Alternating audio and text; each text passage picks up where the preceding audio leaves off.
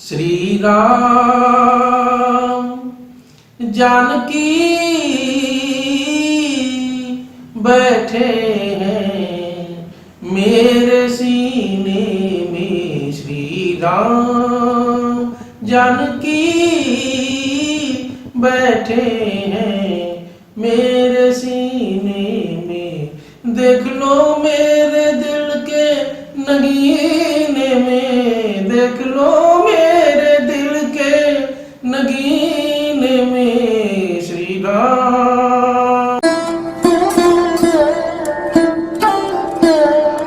आप सभी को प्रणाम। सत्य सनातन की जय। ईश्वर की असीम अनुकंपा से, गुरु महाराज के असीम अनुकंपा से हम सभी लोगों को भगवत चर्चा करने का परम सौभाग्य प्राप्त हो रहा है। गुरु वंदना कर लेते हैं। बंदो गुरु पद कंज कृपा सिंधु नर रूप हरि। महामोहतम पुंज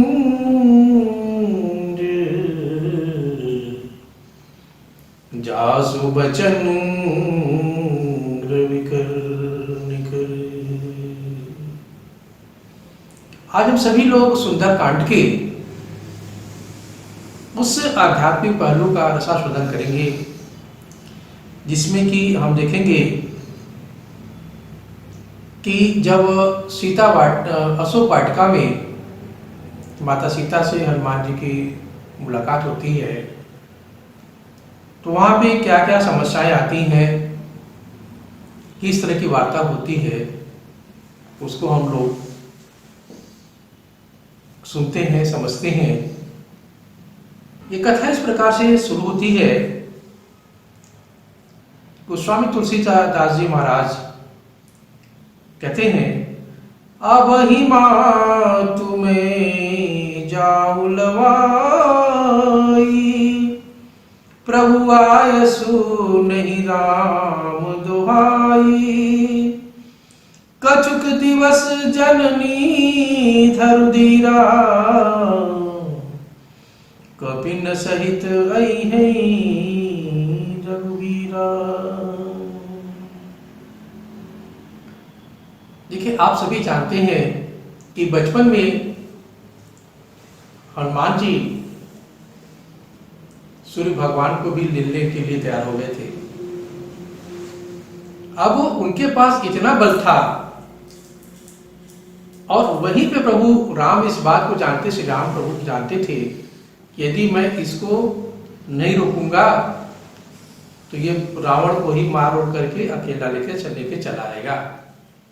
तो ये सीता माँ से कहते हैं, हनुमान जी, ही माता, मैं तुमको अभी ले चलता, परंतु क्या करूं, प्रभु की आज्ञा नहीं है। धैर्य रखो मां, वानरों के साथ प्रभु शीघ्र आएंगे और आपके दुख को हर लेंगे।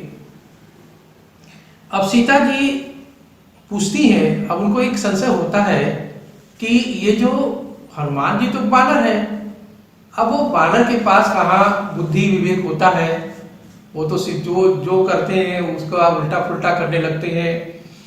तो सीता माँ पूछती हैं, क्या सभी बानर तुम्हारे समान ही हैं?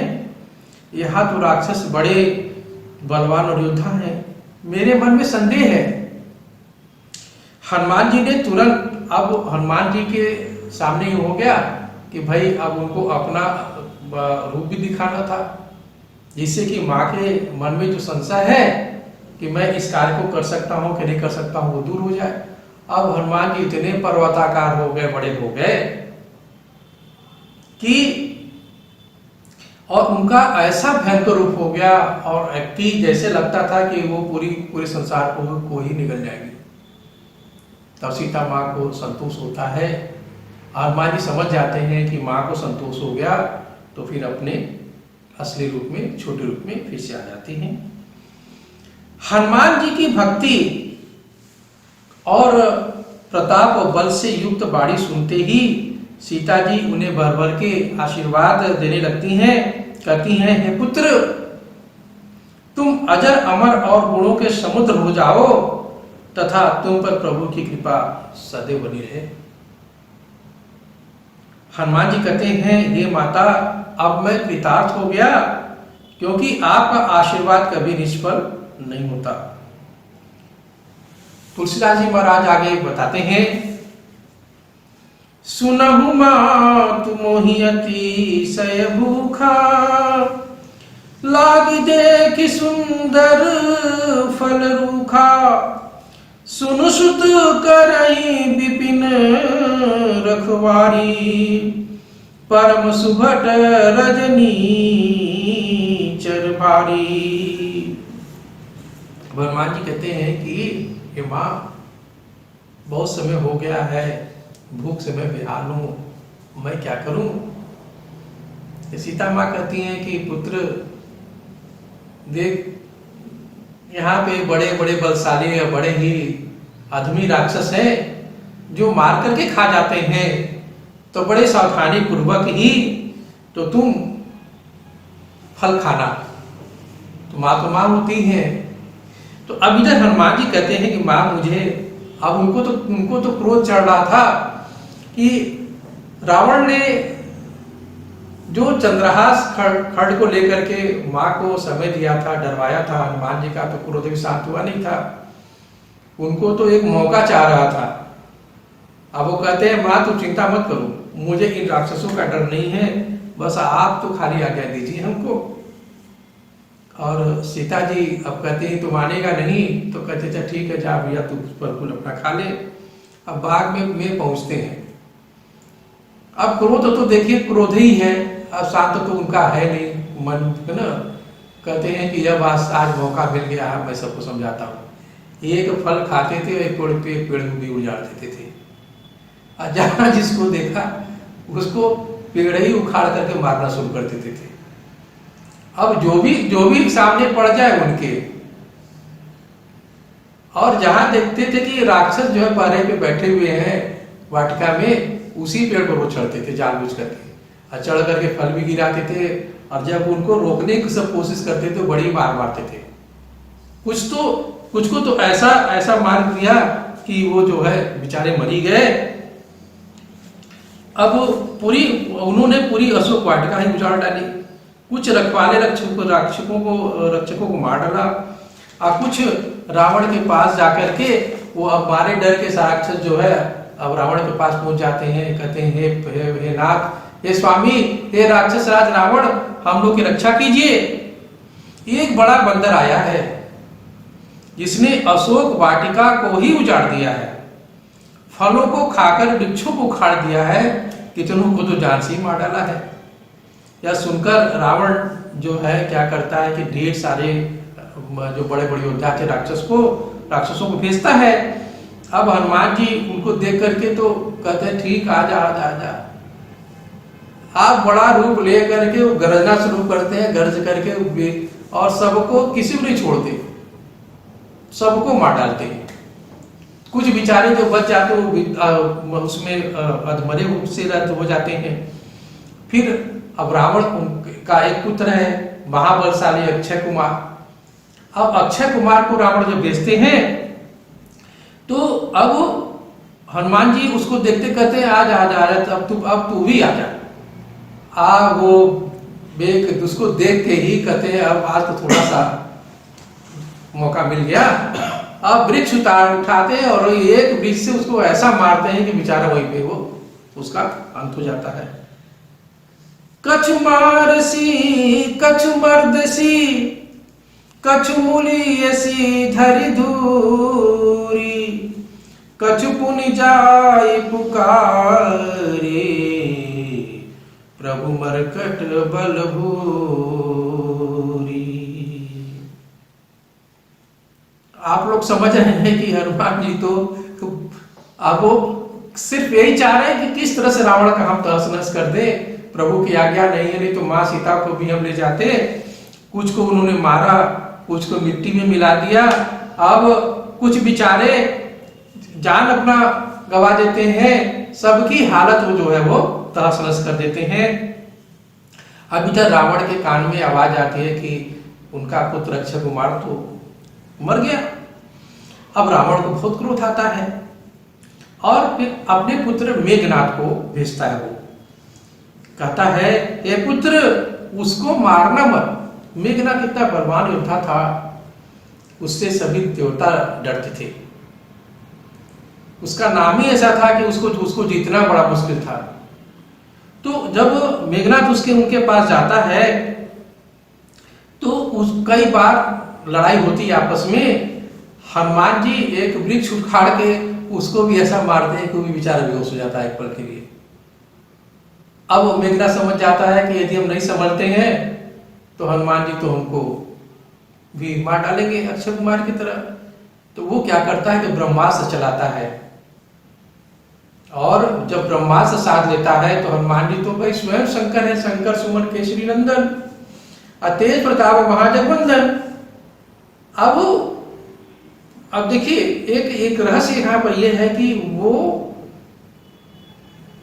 खुद भी शंकर भगवान जो रावण के गुरु हैं, वो बार बार इशारा कर रहे हैं, बार बार इसमें इशारा कर रहे हैं कि देख तू ध्यान से समझने की कोशिश करके तो हम तेरे को पूरा का पूरा नाश कर देंगे। लेकिन गुरु कैसे समझावे, कैसे हनुमान जी जो शंकर के अवतार हैं वो कैसे समझावे। फिर उनको लगता है कि जब तक ये दंडित नहीं होगा ये प्रभु के जिनका मैं ध्यान करता हूं, जो ब्रह्मांड के नियंता है, मालिक है, उनको ये समझ नहीं पाएगा।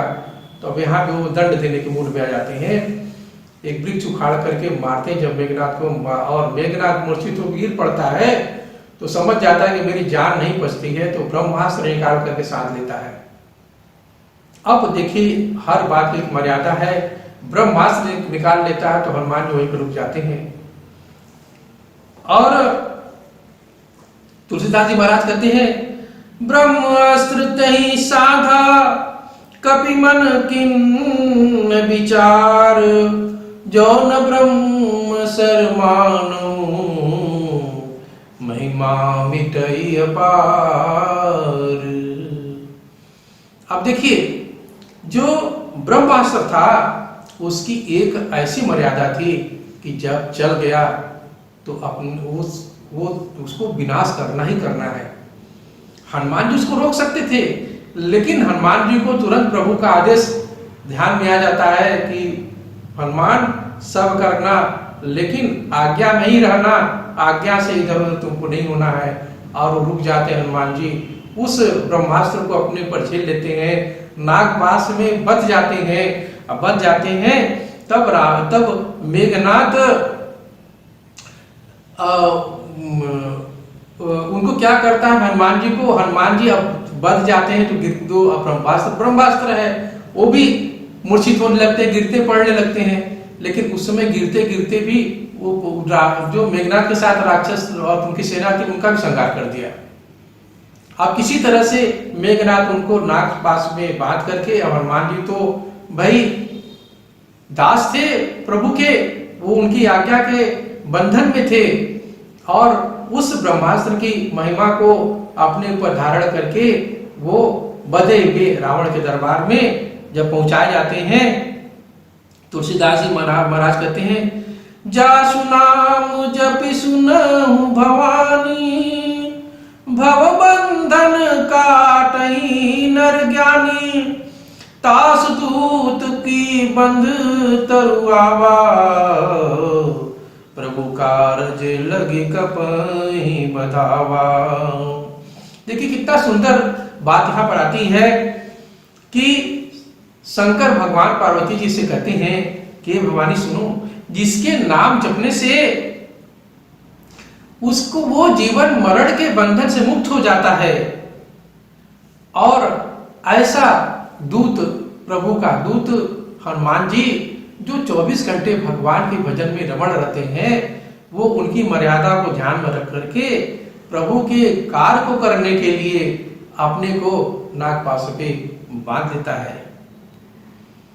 आगे कहते हैं, कपि बिलोकित सानन, बिहसा कही दुर्बाद, सुतबद सुरति किन्नि पुनि, उपजा हृदय विषाद।